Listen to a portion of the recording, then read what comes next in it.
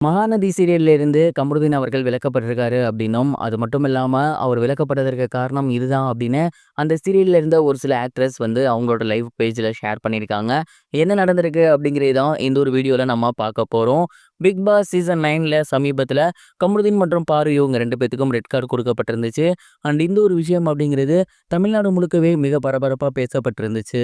கமருதீன் மற்றும் பாருக்கு red card கொடுக்கணும் அப்படின்னு சாதாரண மக்கள் மட்டும் கிடையாது. நிறைய செலிபிரிட்டீஸுமே ஷேர் பண்ணியிருந்தாங்க. குறிப்பா கமருதீன் அவர்கள் ஒர்க் பண்ணியிருந்த மகாநதி சீரியல்ல கங்காவா நடிக்கக்கூடிய தாரணி ஹெக்ஸிபா அவர்களுமே அவங்களோட சோசியல் மீடியா பேஜ்ல இந்த ஒரு விஷயத்த ஷேர் பண்ணியிருந்தாங்க.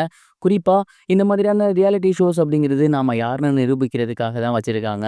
ஆனா அதிலேயே நாம யாரு அப்படின்னு தெரிஞ்சுக்கும்போது, உண்மையிலேயே இந்த மாதிரியான மனிதர்கள் கூட தான் நம்ம இருக்கோமா அப்படிங்கிற ஒரு கேள்வி வருது.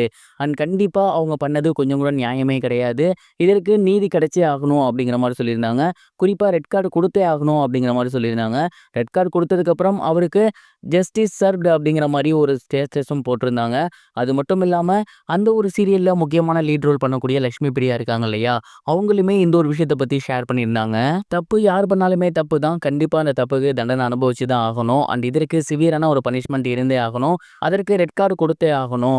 அண்ட் இந்த ஒரு சம்பவத்துக்கு அப்புறம் இதுக்கப்புறம் யாருமே இந்த மாதிரியான ஒரு செயல்ல ஈடுபடவே கூடாது. இது எல்லாத்துக்கும் ஒரு முன்னுதாரணமா இருக்கணும் அப்படிங்கிற மாரி லட்சுமி பிரியா அவர்களுமே அவங்களோட சோசியல் மீடியா பேஜ்ல ஷேர் பண்ணியிருந்தாங்க.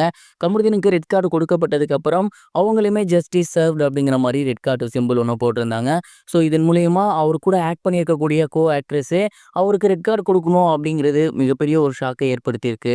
இது மட்டும் இல்லாம இன்னொரு விஷயமுமே சோசியல் மீடியால ரொம்பவே வைரலா போய்க்கிட்டு இருக்கு. அது என்ன அப்படின்னா, கமருதீன் அவர்கள் மகாநதி சீரியல்ல இருந்து விலகியிருக்காரு அப்படிங்கிறது தான். அவரு குமரன் அப்படிங்கிற கேரக்டர் அந்த ஒரு சீரியல்ல பண்ணியிருந்தாரு. பிக் பாஸ் வரதுனால அந்த கேரக்டர ஃபாரினுக்கு போற மாரி தான் வந்து முடிச்சிருந்தாங்க. மறுபடியும் ஃபாரின்லேருந்து ரிட்டர்ன் வர மாரி கொண்டு வந்துக்கலாம். கமருதீனுக்கு இது ஹெல்ப்ஃபுல்லா இருக்கும். ஏன்னா, அவருக்கு இந்த சீரியல் வந்து ரொம்ப முக்கியமான ஒரு சீரியல் அப்படின்னு நெனச்சு, இந்த ஒரு விஷயத்த அந்த டைரக்டர் வந்து பண்ணியிருந்தாரு. ஆனா, கமருதீன் இங்க கிடைச்ச ஒரு வாய்ப்ப ரொம்ப மோசமா பயன்படுத்தியிருந்தாரு.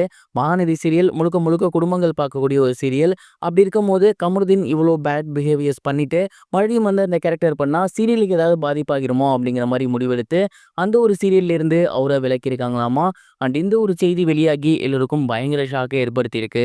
பிக் பாஸ் நிகழ்ச்சியில ஒரே ஒரு சின்ன மிஸ்டேக், கொஞ்சம் கோவத்த கம்மி பண்ணியிருந்து வார்த்தைகள கம்மி பண்ணியிருந்தாரு அப்படின்னா, கண்டிப்பா இவ்வளோ பெரிய ஒரு பின்விளைவுகள் ஏற்பட்டிருக்காது.